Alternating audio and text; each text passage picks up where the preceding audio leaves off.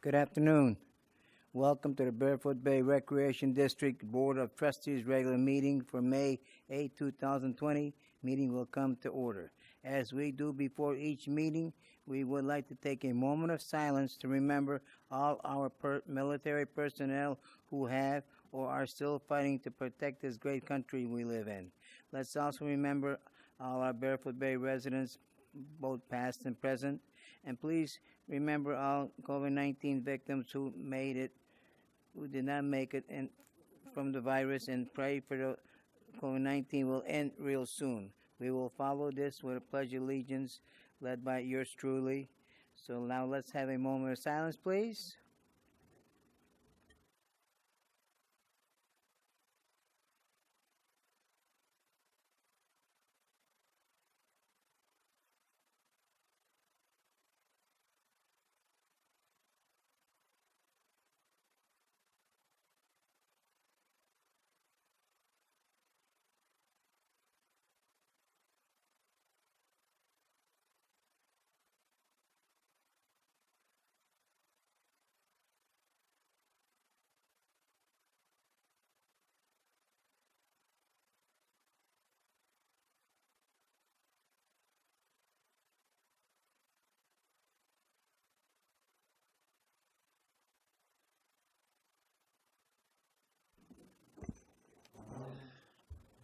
I would like to say thank you for everybody coming, and people that is in Building A, thank you for coming.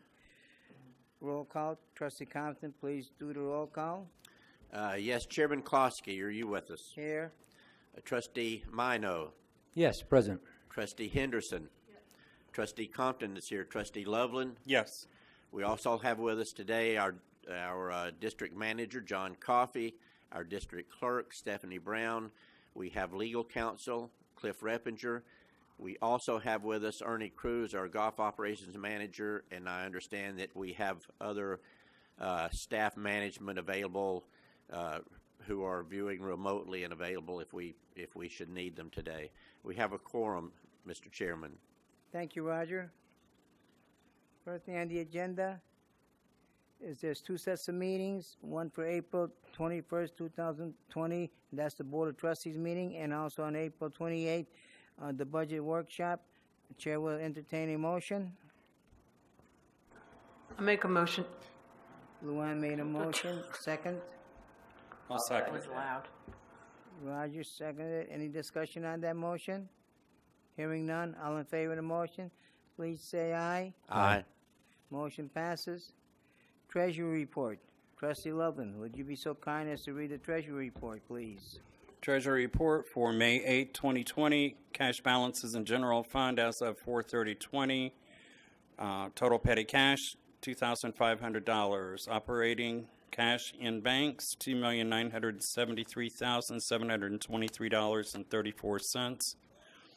SB&A reserve account, $696,769.58. Total cash balances in our general fund, $3,672,992.92. Total daily deposits and assessments received for period 4/14 through 4/30, $35,081.13. Expenditures over $5,000 for 4/14 through 4/30. Golf and ball field maintenance, $38,691.16. Partial payment for the FP&E electrical panels, $14,520.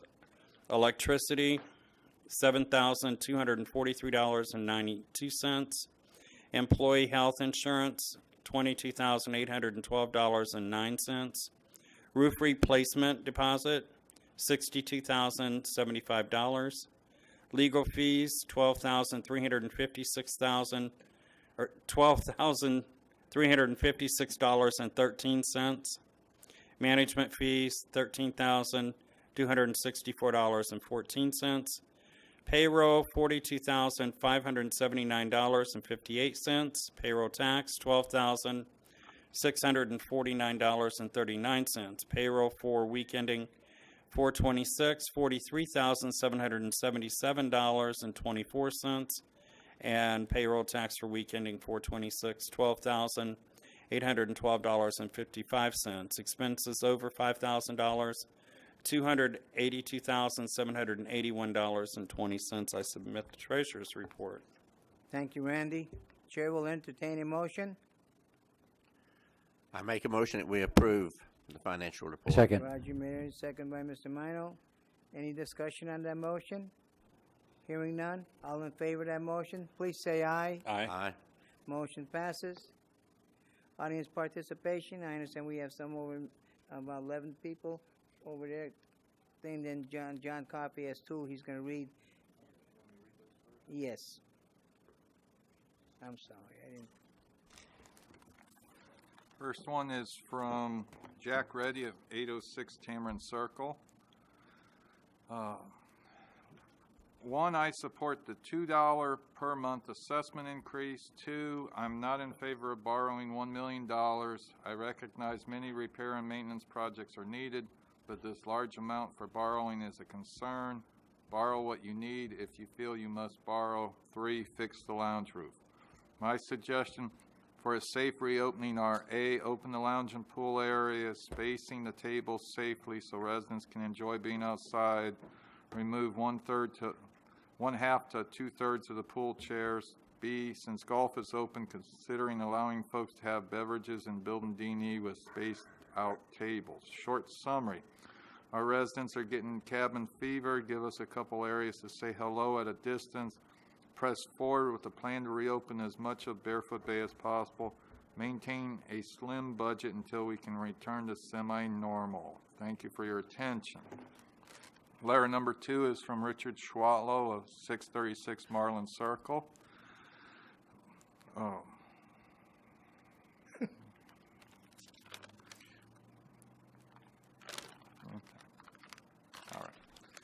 I was not against changing the names, but first I felt it was not open to all residents. Second, not all board members felt this was a contest, but could need a legal vote. And third, what I felt most important was that I put several ballots of neighbors in the voting box and only no one showed up in the final tally. The board heard this, especially the third part, and had no questions. An article printed in the Peak of the Week, April 27th, concerning Name the Facilities contest states, on April 21st, the BOT voted to indefinitely table the final decision on adoption of the Name the Facilities contest winning names. When the issue comes back to the BOT for consideration for readers of the Peak, will be first to know. Before the Peak was printed and before the April 21st BOT meeting, I wrote a letter to be read during the audience participation of this meeting asking why the board was continually advocating changing our building names when there is little interest by residents to do so. The day I left this letter at the administration office, a Board of Trustees board member, Mr. Compton, ran a survey on his Barefoot Bay Speaks Out website asking residents if they wanted the buildings to be renamed. This survey was up for only a couple of days before it was taken down. But the last tally of votes I saw on April 17th was 86 change and 342 no change, a 4-to-1 vote against any change of names. Board member Mr. Compton was aware of these statistics before the April 21st meeting. So here I am again asking for a third time at a meeting because the board did not reply to my questions at the last 2 board meetings. Why is Mr. Compton and the board pushing so hard to move this motion forward when they have a survey by one of their members that has a 4-to-1 vote to not change the current designation of the building names? Any further discussion to continue this contest should end today at this meeting. Thank you, John. Now we'll go to the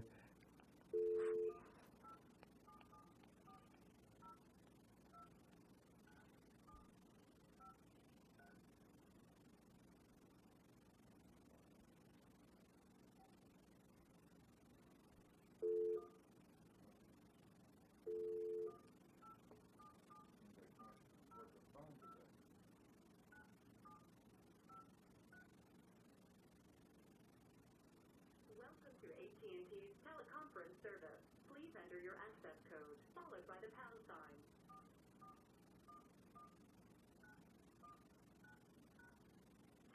conference as the host, press star. Otherwise, press. Please enter your host password followed by the pound sign.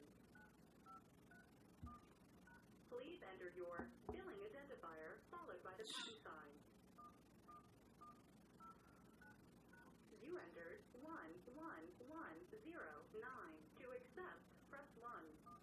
There are 3 participants on the call, including you. You are joining your conference as the host. For a menu of available commands, press star pound. Good afternoon. You're on the first caller. Please state your name and address, and remember you have 3 minutes. My name is Susan Kinshirf, 379 Egret Circle. Go ahead. Go ahead. Okay, yes, I'm just talking about the guidelines for opening the pools. I see that the CDC says there's no evidence that the COVID-19 can spread to people through the water in the pools or spas or hot tubs, and that proper operation and maintenance should inactivate the virus in the water, that it kills it. Lab studies indicate warmth and sunlight help kill the virus. Phase 2 guidelines say public pools can reopen, as do Phase 1. When the villages, which has 20 pools, have already opened their pools, I'm wondering why we have not opened ours. We can put some requirements in. Residents have priority, 6 feet apart, can't take showers, bring your own equipment, use wipes and sanitizers, and bring your own chair also. And limit time in the pool for exercise, not for sitting around and sunbathing. Thank you. Thank you. Next.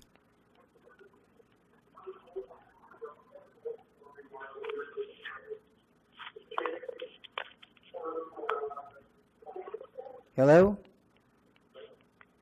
Is there anybody else who'd like to speak? Yes, I would. Name and address, and you have 3 minutes, please.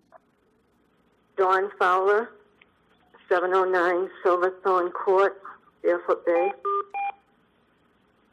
Hi, my name is Dawn Fowler, and I live at 709 Silverthorne Court, and I'm talking about reopening the pools. I know when they were closed, it was for being cautious about the virus, and at that time, the estimated numbers were extremely high, and they have since come down dramatically. The state and county, I contacted them yesterday, did not recommend closing pools. Many communities kept their pools open. The ones that are closed are now opening them with some restrictions like the villages. This is from the CDC, state and county. Can the COVID virus spread through pools and hot tubs? And the answer is there is no evidence that the COVID-19 can spread to humans through the use of pools and hot tubs. Proper operation, maintenance, and disinfection with chlorine and bromine of pools, hot tubs should remove or inactivate the virus that causes COVID-19.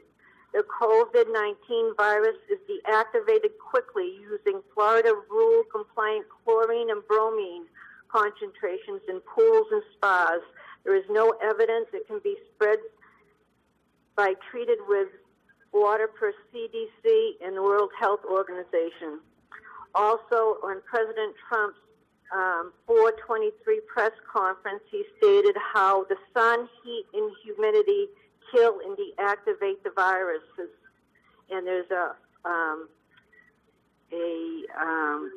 form or a table on that during that conference.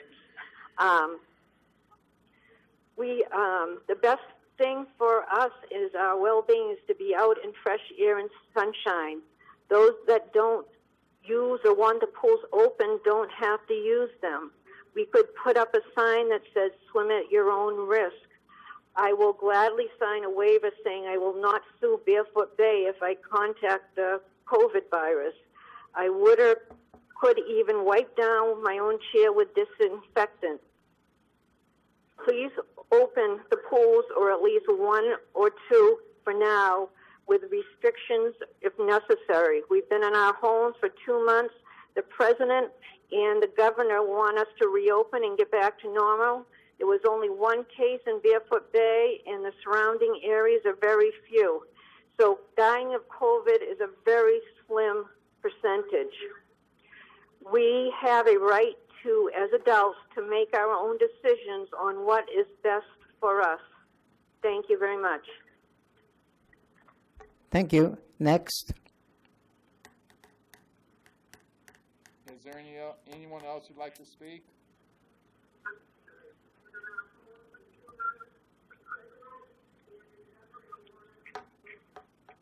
Anyone else like to speak? Hello? Anyone else?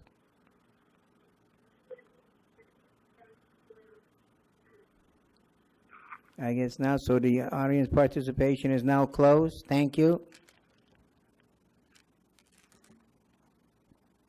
John, when they're talking over there, are they talking in one phone, is it, or what? No.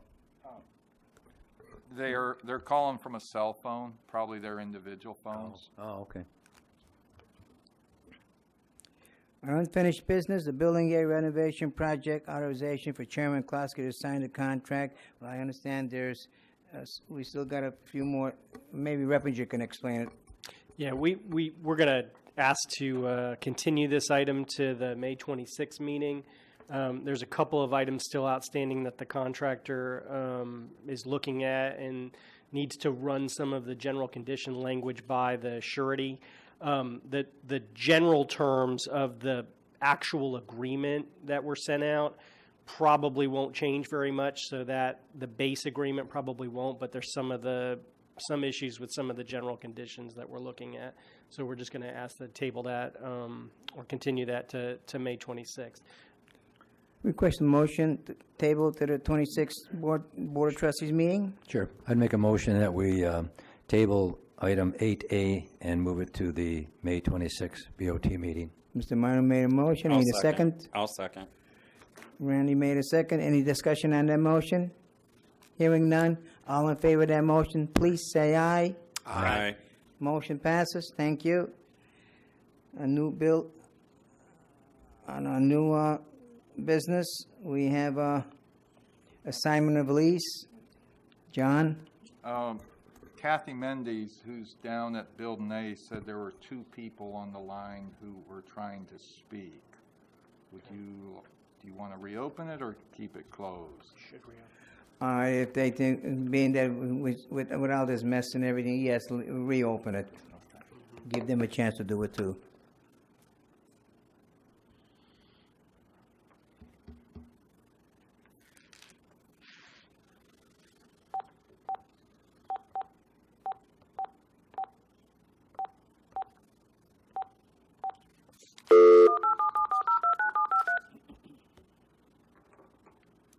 Welcome to AT&T's teleconference service. Please enter your access code, followed by...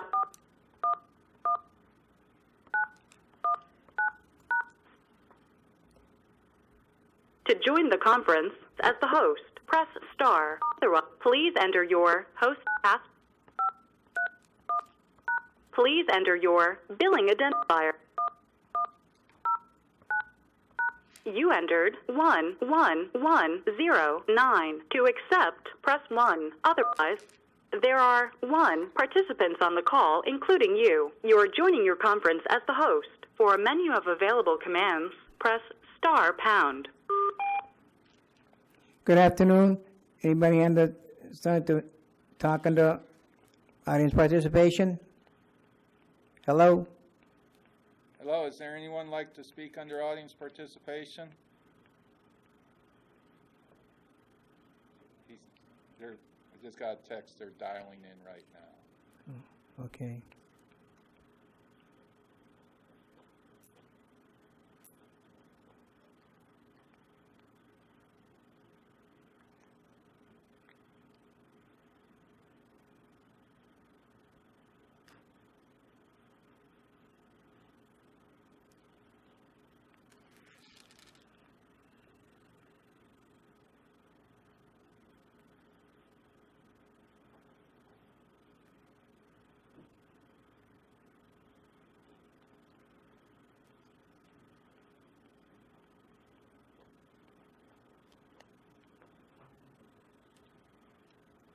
Hello, anyone on the line?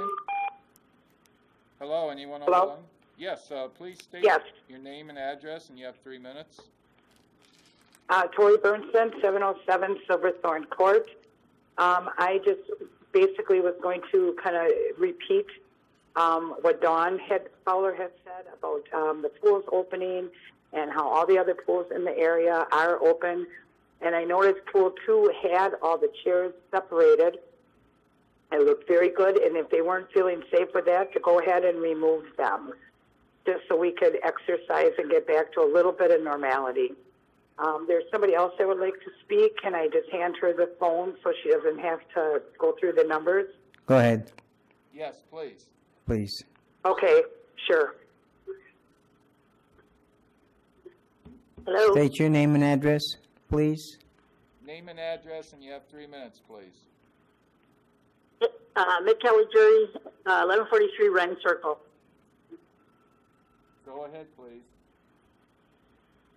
On the issue of reopening the pools, I would like to state that this is also another form of exercise for people who maybe aren't capable of walking, hard surfaces or walking the golf course. We've seen other communities like the Villages and Snug Harbor that never closed the pools or are starting to reopen their pools. So I'm all in favor of reopening pools and having people, with the requirements of sitting, their distancing and sanitizing, and maybe limiting even the time spent at the pool. So I'm all in favor for reopening the pools at this time for phase 1. Thank you. Anyone else? Is there anyone else on the phone who'd like to speak?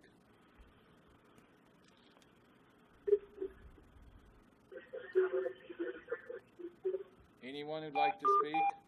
Hello?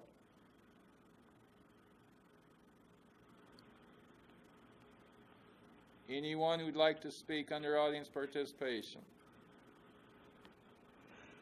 Since there's none, this portion of the audience participation will now be closed. Thank you. The reason I reopened this is because those two people, this is confusion and everything for them, so that's why I let it go this time, but usually we don't do stuff like that, but the board, I'm sure, appreciated that, so we try to listen to the residents of the Barefoot Bay. Thank you. So we'll now continue with what we hear somebody made a motion and seconded. That went through already, right? Oh, we're doing another assignment of the lease. I'm sorry. Go ahead, please. Mr. Chairman, trustees, residents watching live and later delayed at home in Building A. Ms. Joy Liddy, owner of Sunshine Rentals and Sales, notified me that she has a contract to sell her business, and per the terms of the lease, requests the board approve an assignment of lease to the intended purchaser of her business, a resident of Barefoot Bay, Mr. Timothy Schofield. Her lease runs through September 30th, 2001 with a 5-year option renew. Although staff will miss Miss Liddy as a tenant, I'm sure she'll stay active in the community, and we look forward to working with Mr. Schofield. We recommend approval. Chair will entertain a motion. I'd so move. Mr. Meyer made a motion. Second. I'll second it. Any discussion on this motion? I do have just one question. Is this new lease personally guaranteed? It follows the exact same terms. He's signing it, and he's signing the assumption in his individual capacity. So there's no need for a guarantee because it's him individually. There's no LLC or anything like that. Okay. If there was an LLC, then we would have a personal guarantee. I got you. Thank you. Any other discussion? Okay, hearing none. All in favor of that motion, please say aye with a voice count. Randy? Aye. Roger? Aye. Luann? Mike? Aye. And Joe? Yes. Okay, motion passes 5-0. Thank you.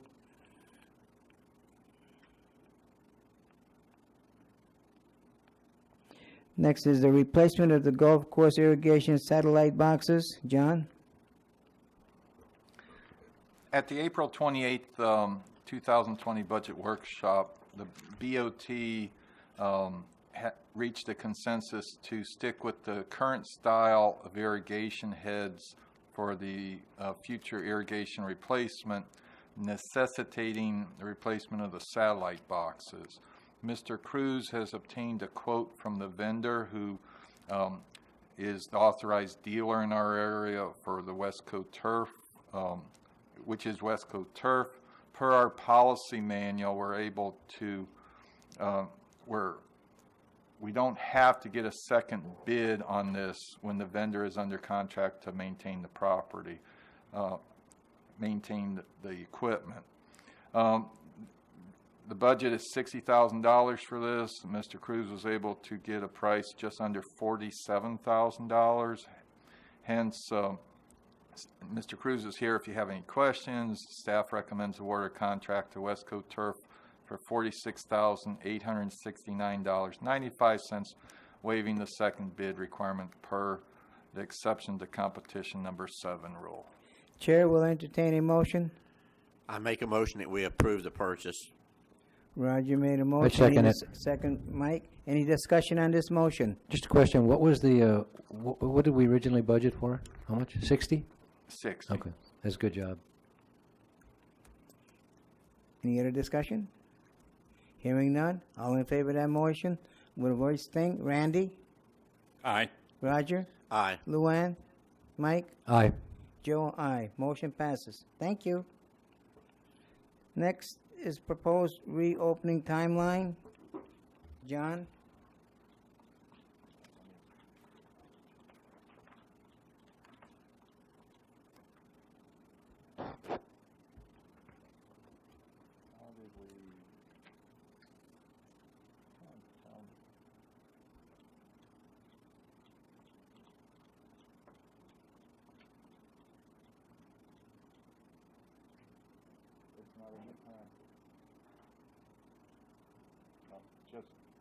Just one moment. I'm sorry. The proposed timeline didn't appear to be in the packet. Let me pull it up.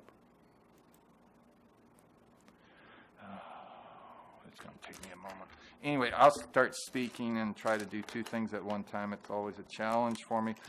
As the callers have identified, and it's common knowledge, people move to Barefoot Bay not just because they like a specific house, but the lifestyle our amenities offer. And sadly, most of us realize that we are entering a new normal period of this virus is not going away, and that most experts have recommended a phased opening of activity. Staff had proposed a 4-phase approach, which phase 4 basically is back to how we were in the early part of March, the old normal. And staff is not firmly recommending any timeline opening anything right now, with the exception of the beach. And the reason I will say that we should open the beach today is while the decision to close the beach parking lot, I believe, was a sound one, we were not able to get compliance with that because basically our residents just parked outside of the gate and walked through instead of parking on the inside. So continuing to keep the beach closed is not discouraging people from congregating in groups larger than they should. It's just taking them away from a safer parking area, putting them out by a state highway with a 55-mile-an-hour speed limit there. And while I'm poorly doing two things at one time, I will shift gears. The phase 1 reopening guidelines, the biggest item on that is, and based on our calls, is we recommend opening only 2 of the pools initially, and having them at a diminished capacity for two reasons. One, the governor's guidance right now is groups of more than 10 people are required to maintain 6 feet social distancing. And our recommendation for pools 2 and 3 are 17-person capacity, including 2 people with 2 people, staff people. And the reason we came up with that number right there, and I apologize about taking long to get it up on screen, is the 15 people allows the Chase Lounge chairs to be spaced 6 feet apart, and is of the number that allows us to maintain an adequate level of sanitizing anything that anyone could touch. I admire folks who are very brave in the face of a potential deadly virus, but we also need to remember we're putting our staff in contact with a lot of people, and we have a responsibility to provide them some level of protection too. We're recommending on the pools to have a 90-minute limit. If you ask me specifically how we would accomplish that, I don't know at this point, because I trust that my pool supervisor and her pool host can come up with the best solution versus me sitting in my office trying to tell them how to do their work. Everything else would basically remain the same. The administration building would remain closed. The lounge in 19th hole by law has to remain closed right now because we derive more than 50% of our revenue from both locations from alcohol sales. And that's why some restaurants are opening, because you can open a restaurant with diminished capacity if your sales of alcohol is less than 50%. Going into phase 2 and 3, we slowly inch the capacities of the pools open. We slowly open the lounge in 19th hole to beverage sales only. And it all is based on, as we slowly open up more, the number of people who can be out in public without social distancing increases. But we still have an obligation to try to keep everything as wiped down and clean and sanitary as possible. We have 2 pool projects planned this summer, replacing the pits at pool 1 and pool 2, the one on not Gardenia Parkway. So over the course of the summer, each of those pools will be closed for a while. If there's specific questions, the reason I asked y'all to put this on the agenda is because I believe it's good for the public to understand we have a plan to gradually reopen things. It's not one that's going to please many people, because there's going to be folks who say we're moving too slow, and there'll be folks who say we're moving too fast, because we've all gotten phone calls and emails from both sides of this issue this week. My staff and I have tried to be fair and equitable across the lines, and but also trying to keep the residents and staff as safe as possible. No one knows the future of this, so if we get into a phase 2 and things start spiking up, we could roll back into phase 1. I'd encourage the board to give us some direction if you want something in this changed, or if you want to make a decision when we would open up 2 of the pools. I think the worst thing that could happen for the public here is to put the decision on my shoulders, which folks who've been in Barefoot Bay long term know I'm not afraid of making difficult decisions. But the worst thing could be is I make a decision that's not within your comfort level, and then at the next board meeting, we shut something down that had just been opened up. So I'd encourage y'all to, you can ask my advice. I've given it to you on the beach. I think we didn't accomplish our objective there, so we should change that lock today. If there's any questions you have, Mr. Getz and Ms. Mendes can be reached on the phone if you have a question for them. Trustees? Excuse me. I agree with opening up the beach. I think the beach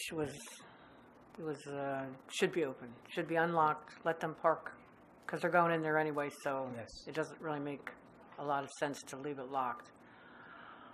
On the other hand, about opening the pools, I hate to say not in favor of that, but I'm really not. I just think that, I understand that people were saying that chlorine will kill it, but it's the person-to-person contact. It's not really the pool. It's the person-to-person contact which is the problem. And people say they'll stay 6 feet apart, and I'm not really sure that they'll do that. I would vote for not opening the pools quite yet. Mr. Well, Moreno? Yes, be clear. I like this. This is all within my comfort zone. However, it says, I just want to make sure people don't misunderstand this. It says 2 pools can reopen. We are not reopening pools now. Correct? We are not reopening pools. I'm not reopening anything until I can get an agreement from the Okay. board. Right, board- okay. I just want to make sure people don't think when it says the pools can reopen that we're reopening them now. It'll be I up don't to the want them board it'll be up to the board to give the directions. Exactly. And you know, you talk about the parking lot at the beach, and people forget the only reason we closed that was you're trying to keep people apart. That's the only reason. And if they don't want to stay apart, we cannot go out there and monitor that. So again, I agree. Open that gate, and if they want to go there, let them go there. You'll have A the couple key for things that. people have to remember. And you know, I looked at the news before we came here and took the whole rundown. 1,000 people test in the meat plant today. 1,000 people test. Texas reopens their state, and they get 1,000 people tested positive in one day. The 75,000 people have died in this country. We're losing 1,000 to 2,000 people a day are dying, and they're projecting up to 3,000. Brevard County has 300 some cases, and 8 people have died. We don't have any here. People say we don't have any here. What a hell of a good job we did. Great job on the staff's part. You gotta Closing remember- this thing down and keeping them out. You got to remember one thing. We never even had no testing here, so we don't really know who has it and who don't have it. But I understand it. However, we're safe so Right. far is my point. This is not going away. This is a very, very old community, and you cannot rush to open this thing up. So, you know, I agree that we open the gate at the beach, let them go there. I am not in favor of opening anything until the end of May that we look at it again. Thank you. Randy? Well, I think that some of the homeowners that called in made a very good point. They are responsible for their own health, and I am not. But having said that, I am responsible for the health of the staff and the safety of the staff. So if the homeowner chooses to follow a different path and their body movement going on out there, I'm all for it. Go do it. I won't do it personally, and I can't vote to put our staff in harm's way. And I don't think that we could put out there a vote to the staff saying who wants to risk this. I don't think that that would be fair. So I'm with Mike. I'm not for rushing into opening the pools. I am for opening the beach right now.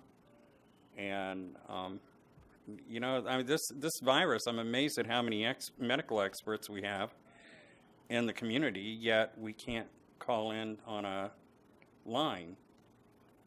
It just, I don't mean to be snarky on this, but you know, stop being a medical expert. Let's just follow some advice. You know, let's follow the advice of the governor.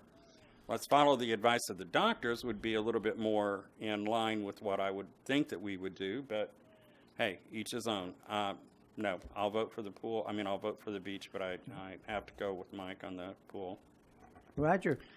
Yeah, so if I understood Mr. Coffey, if we follow federal and state guidelines, more or less, then you said if we were to open 2 of the pools, that we would be limited to about 17 people at a given time in the pool. Okay, so first of all, and we've had some discussions about this. I'm not the medical expert.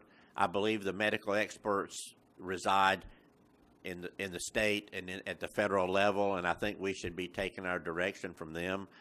I think that to open up 2 pools right now, that we can only allow 17 people in at a time to keep people safe.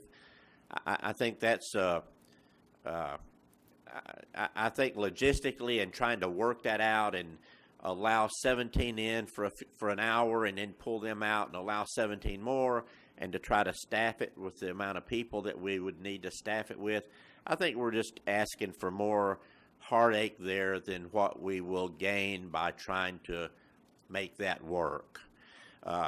We've already shown we shut down beach access. Well, guess what? Many of our people chose to ignore what we were trying to do and to go around that. So I don't have a high level of confidence that there are a certain amount of people in the area, in the community, who would not just try to work around whatever we try to do at the pools and just do what they're just going to do what they want to do. So I really would like to be able to open the pools up and kind of open things up a little bit. I just don't have a lot of confidence that we can do it and do it in a fashion that would be safe and be really gain the community anything by trying to do it. Having said that, Barefoot Bay is not on an island, and as things open up around us, whether it be other pools, whether it be the restaurants and the other activities outside the bay, our people are going to go to those. And if there's virus out there, then they're going to bring virus into the community. So there's a point that we have to get at to where we say, well, we need to start opening up because we're not gaining anything by staying closed. Most of the input that I've gotten in the past couple of days has been we need open pools. I'm just not sure that we're ready right now. I'm fine with opening parking and letting people into the beach. I think that'll be good. I think it's a good start. I'm personally not in favor right now of opening pools if all that state and federal guidelines will allow us to do is put 17 people at a time in those pools. So that's a long answer to really a short or a long discussion to a short story, but that's how I sum it up. Mr. Chairman. Thank you, Roger. I'm sorry, go ahead if you're going to come. I also agree with all 4 trustees. I did talk to John about it, and I said if they didn't want to open, I would not support it at this time. So I'm still a little leery of all this stuff. And so, in other words, I said probably around the beginning of the month we can do it. But right now, we're here to see the health and safety of all these residents. Like a lot of people say, well, you got to worry about yourself. We'll worry ourselves. But that's not the point. Because if you can get the virus, you don't get sick, but you can pass it on to elderly people and everything, and then they can't recoup. They die, and that's it. And but I can't see that. So I'm sorry, but I do agree with the board here that we're just not open as of right now. And as far as the beach area, I know there was numerous times I took a ride on a Sunday, just riding around, never getting out of the car, riding around. You can see them packed there all the way on A1A. There was a lot of places they were blocked off, and they were just parked them along the road. Just same at our beach, in our little parking lot, they parked outside. And the one Sunday I counted, there was almost 24 vehicles there. But I never bothered going down to check and see because I didn't want to know nothing about it. But as far as I'm concerned, I agree with the board. Thank you, board, for doing it. We'll just not do it as of right now. Go ahead. You made the point I was going to make, and it's a very, very good point, and Roger made a good point about the beach, people not doing what we wanted them to do. So how, everybody says, well, we'll do this, we'll do that, we'll wipe the chairs down, we'll do it on our own. No, they won't.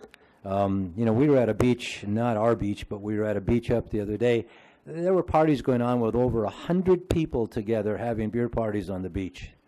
So people are not going to pay attention to all this together. You made a great point when you said that people they think that, well, it's their body, they can do what they want, they'll take care of themselves. We're worried of what they're going to catch and pass it on to someone else. And that's exactly the point. You don't want people together so that someone will pass that And on. like I say, I keep saying that, you know, we're out here concerned about your health and safety. Right. But that's all I could say is, Yeah, good. we're here to concerned about the health and safety at Barefoot Bay. And there's a lot of, and like I say, this is a retired community, an elderly community, and that's what we're found because. And when you look at things where, again, we're a very small, close-knit community with a lot of elderly people. We're all elderly, okay?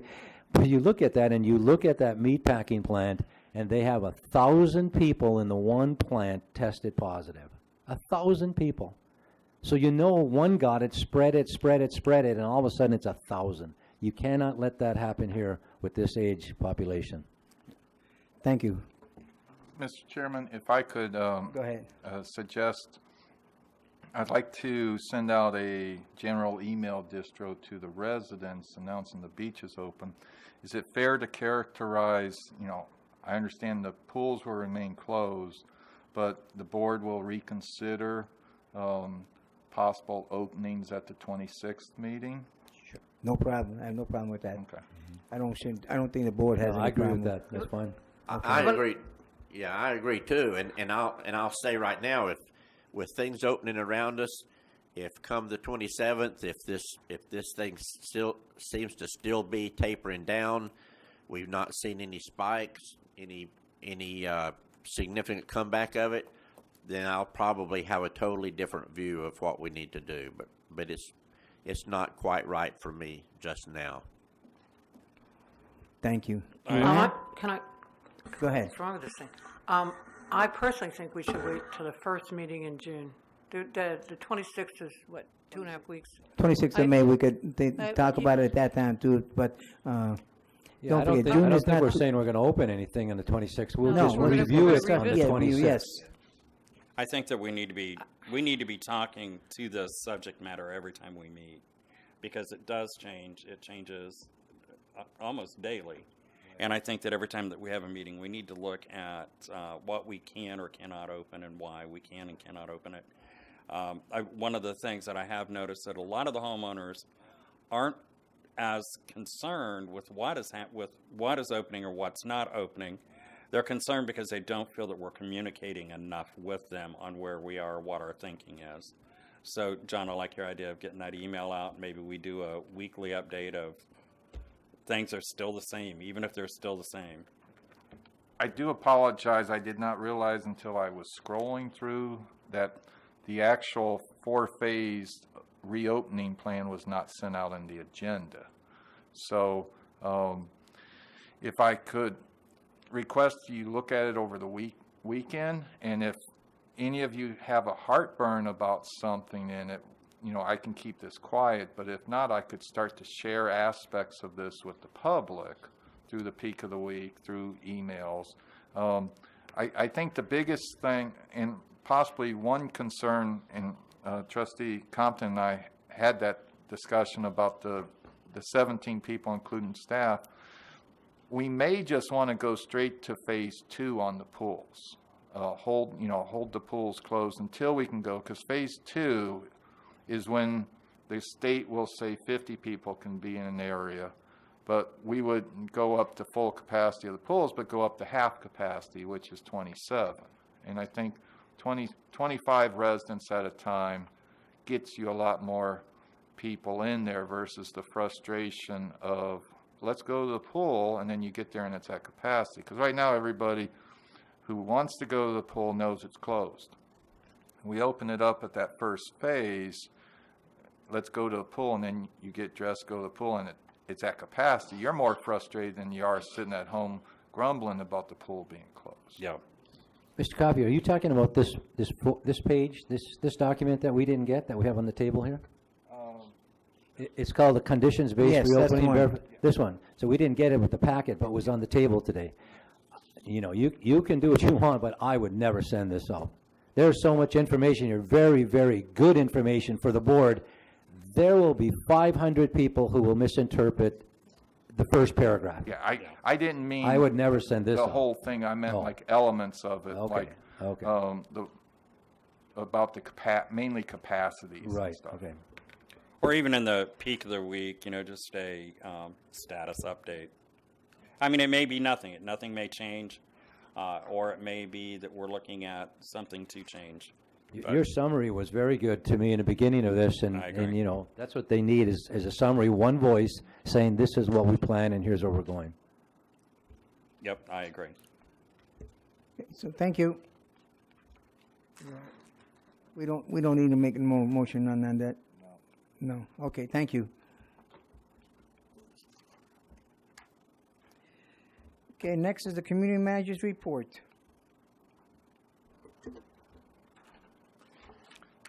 .7% or $3.7 million of the FY20 annual assessments have been received as of today. Details are attached.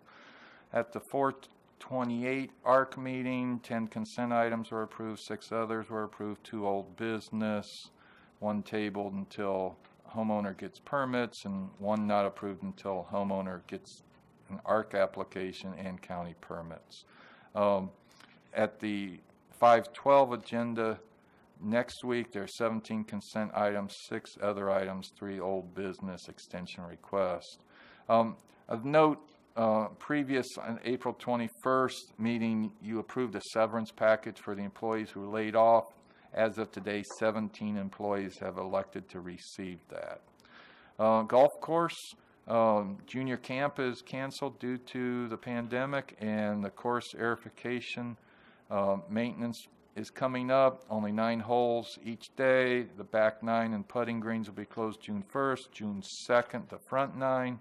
And just breaking news, Ernie's proud to present the COVID Classic, an unprecedented event for unprecedented times, a fundraiser to proceeds go to the Barefoot Bay Food Pantry sponsored by First Baptist Church, Saturday, May 16th. Canned good donations will be accepted. This will be posted everywhere. There will be lunch and beverage, but it'll be a boxed lunch from Holy Cannoli to take with you. Social distancing will be observed, and Ernie has the line of lines this week: pray you get good or get lucky partners. So I'm sure he's not talking to any of the golfers on the board about that. Property services continue to be real busy, working inside the buildings, outside the buildings, working on irrigation at the shopping center, replacing damaged tiles, new shelving, acid washing pool 3, repaired through a vendor damaged sewer line at pool 3, and I won't read it all, but making every moment possible, making slow and steady progress. We are waiting on, unfortunately, a back order for the paver bricks that will form the border of the miniature golf, and we've gotten the survey, so the fence company will be putting in the permit for that, so that's coming along. A few general items: update on the lounge lakeside expansion design. The substructure report, the fancy word for what's underneath it that they found in the core samples, was nothing significant, and that was good news because that was one potential place that could drive the cost of the project up significantly. Staff has received a preliminary food prep and storage area layout, and design team was on site since the last meeting to verify certain measurements and conditions. Roof projects: the lounge, pool restroom 1 and pool restroom 2 permit applications have been submitted to the county. Once those are done, the building permit for the pool 1 walkway roof phase 2 project will be submitted. Beach restroom update: staff received this week the design and site plan permitting proposal from TLC. That'll be on the next agenda. And per the email I sent out yesterday, a couple of them, representatives of Phoenix Health and Alliance Labs, a New York-based company, requested the use of probably Building A to do COVID-19 swab testing. This is something that they would bill the insurance companies directly. They're allegedly no out-of-pocket payment for our residents. The reason I bring it to y'all is a couple things. I believe it's a for-profit company, and we typically charge for use of buildings, and also all our buildings are closed, so I am initially hesitant to let a for-profit company come in and use our buildings when they're closed to the residents who pay our salaries. Knowing that there's a lot of interest in COVID-19 testing, I request direction on how you'd like me to respond. Well, I look at it this way, since we got the building closed to all the residents and the clubs, no one can use that, and I can't see us letting someone for a profit company to use our building. I know the testing is good, but and then they say they would bill the insurance, but how do you know all of a sudden we can get all these residents or somebody can get a bill from the company itself and say, well, you owe $100 or $200, and bingo, there's not much you can do anything. But I can't see doing that and everything. I don't know what the rest of the board thinks on it, but I'm against it. I know the testing is good, but I don't know. I'm just not sitting comfortable with that. So because I'm sure the residents will say, well, if you can let them do it, why can't we? So that's why I just don't want to do it. So I want to hear from the rest of the board members. Well, didn't we close the buildings so there wouldn't be people congregating there? That's why we closed the buildings. I mean, are they going to congregate? I think this is a good idea to let these people come in and do this. I think people are so interested in finding out, so concerned about finding out about whether they have this virus or have been exposed to it or whatever. I think this is a good idea to let these people do this. I sent an email to John explaining how I used to do this, and I'm against using taxpayer facilities, property at all for someone to making a profit. This is a profit-making organization. The testing may or may not be good, depending on what the tests are. That isn't even proven. But they're doing it in 3 or 4 states. It's a profit-making organization. I would not allow this in our facilities. Randy? Yeah, I'm familiar with this company. It's not an old company, meaning it's not been around for a super long time. But that is their bailiwick, is to do testing and is to do remote site testing, not just for COVID, but they do it for a variety of things, a variety of respiratory and things. They are a for-profit company. The problem I have is not everybody in here is Medicare, so the test wouldn't be free to everybody. I don't have a problem with somebody coming in with Medicare acceptable insurance billing for this testing. What I do have is I have a problem with they come in, they test one of our homeowners, and then our homeowner ends up with that silent bill of $1,100 or $1,200 for a nasal swab. And these tests are running really high in dollars if you look out there on the cost of just a nasal swab. So I have a problem. I'm with Mike on anytime somebody makes a profit on government property. Right. And I'm with Luann, and I would like to see testing get in here. I have sent a few emails out to some of our legislation in the state to find out why we can't get some free testing in here. I know that the villages did get free testing in over some drive-through testing in over in the villages. Of course, that's 280-some thousand people compared to our 9,000 people. But I'm for getting the testing in here. I'm just not for getting a for-profit company in here. Plus, didn't they come back, John, with some restrictions that they had to have the building? Yeah, initially I tried to steer them in the direction of using the parking lot, like the breast cancer screening, and that's when they came back that they had to have a building or we had to provide 3 tents for them, and I told them that I would seek y'all's guidance. Well, I'm for a company coming in. I just think I'm not for that company coming in. Thank you, Roger. Two or three things. First of all, as has already been said, I'm not a fan of bringing for-profit organizations in here now and letting them use our facilities. And these companies are making a lot of money doing COVID testing just because they're being supplemented and funded and all by the government as well as the insurance. I think this is a little bit misleading for some people. I know Trustee Henderson mentioned that she would like to have them in here so they could test to see if we have or if you've had COVID. Unfortunately, these swabs will not tell you if you've had it. If you've had it, you've passed through it and you've got the antibodies in your system.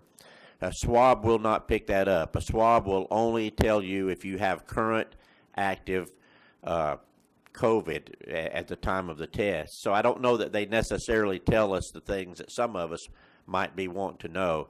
And then a lesser issue, but we're all concerned about it. We talk about, well, we don't want the people to come into Barefoot Bay who might bring this into us.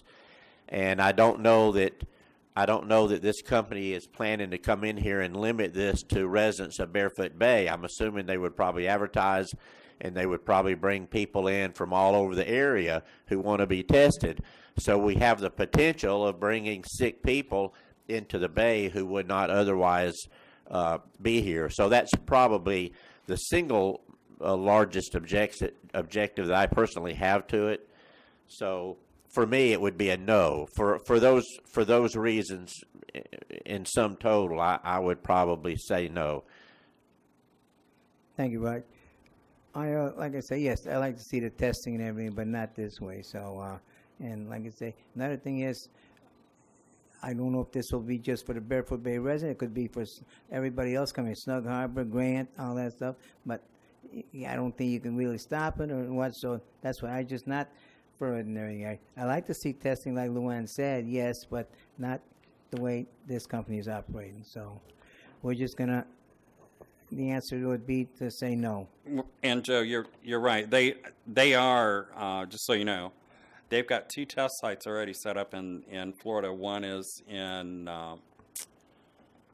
Palm Beach Gardens or somewhere around there, and the other one is in Coconut Creek. And they do have an online. Anybody can go online. Anybody can put their name there, but you've got to give your Medicare or insurance number.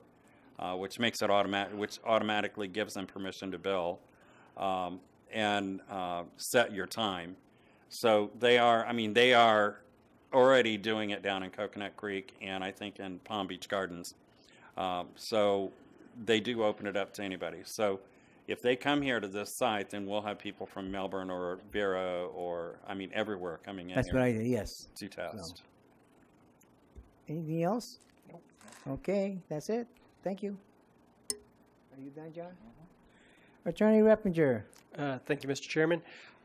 Just briefly, I know we continued the Parkett contract to May 26th, but I realize that you haven't had a lot of time to look at it, so it was sent out last night. But if you get into it before the 26th and you have any questions or anything, feel free to get with me. Could you, I went through it last night as much as I could and looked at the kinds of things I make sure was in their performance bonds and all these different things. But again, there's a couple issues you're talking about that are questionable.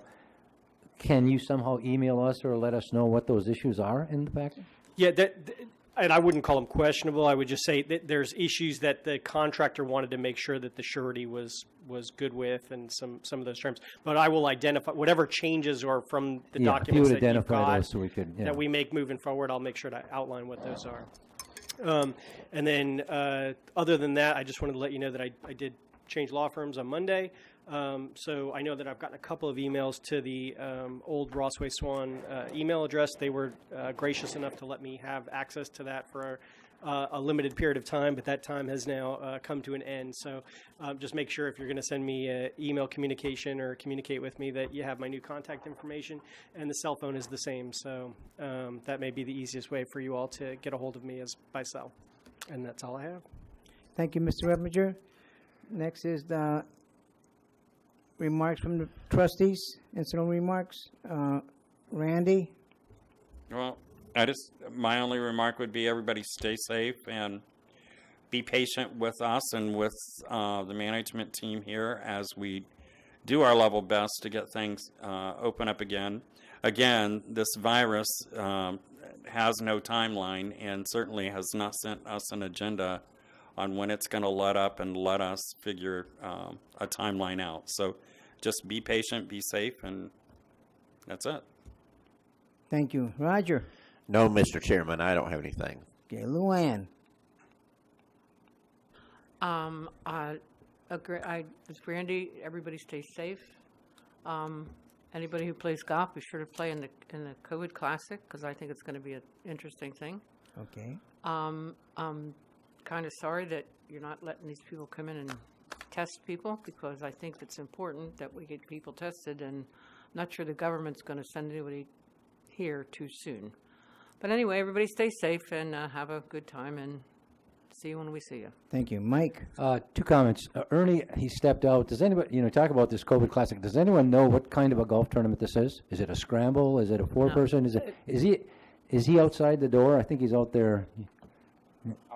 Ask him what this is, because I would think there'd be 3 other people on this board who'd want to play with me in this thing. Huh? All you have to do is know how to putt. If it's a scramble. I'm sure John would like to play too. Huh? I'm sure John could get John to. But you wouldn't want me and John, because you'd be really yelling at Here us. comes Ernie. Ernie, what kind of a tournament is this? A scramble? No, it's not a scramble. It's a blind draw event. So you'll play, and your 3 other partners will play sometime throughout that day. You'll all go out, play around the golf, and then the computer will greatly generate a foursome for us. And Okay, no. That's I really would, if it was a scramble, I would have taken 3 people from this board to play with me, but. yeah, no, Okay. we're trying to practice social distancing, no scrambling. Okay. And the only other thing I have, and echo what the others are saying, I just hope that people remember that what we are doing, they don't like to be told what they can and cannot do. I understand that, but as long as they remember that we gain nothing from this, all we're trying to do is what we think is in the best interest of everyone based on what we know. And that's all, that's why we were elected, and that's just what they have to accept. Thank you. Thank you. Okay, as I'll repeat it again, as all you trustees know, I gave you a packet at Tuesday's workshop on the evaluation from Mr. Coffey, from Mr. Reppinger, and just review it, study it, make your marks there, give your comments, and then hand them into Stephanie, so they be in by the 8th of June. Anything after the 8th, I will not accept. So that's one of them. The second one is I like to say out to these residents, please be patient. I know I like to get out and go here and go there, but I don't yet. And of course, he has to do Mr. Lounge in the 19th hole to have a few drinks with friends and everything. But that time will come where you'll enjoy yourself again and everything. The second thing, third thing is I like to wish all the wonderful mothers here a happy Mother's Day. I did use my H, Randy. So it's this Sunday. So everybody have a great Mother's Day. And our next meeting will be May 26th at Building D&E. It's also going to be closed to the public, but Building A will have the people there, and if they want to make phone calls and everything. So I know we made a little boo-boo here today because we shut that down, and then there was 2 other people who wanted to come back. So usually we don't allow stuff like that, but being that this is with the phone and everything, everybody gets nobody really knows how it works and everything. So in other words, I'm glad that I heard everybody. So like I say, I just want to wish everyone a great weekend and a great May. Thank you. John, does Matt have the lock off yet? I believe he and a couple of his companions, aka his kids, are headed to the beach right now. The one thing I'd just like to mention, it has been our custom to do a proclamation in honor of Memorial Day, which is the Monday before our next meeting. Due to the closed meeting, we couldn't do that today, but I do know our traditional ceremony inside Building A is not something we can do this year. The veterans are considering options, so anyone wondering about Memorial Day, just stay tuned to the peak of the week, and if the veterans believe they can do something that allows for safe participation, we'll let you all know. Is there anyone else? Okay. I need a motion to adjourn this meeting. So moved. Oh, I'm sorry. Go ahead, Lauren. Luan made a motion. All in favor of that motion, say aye. Aye. Motion adjourned. Thank you.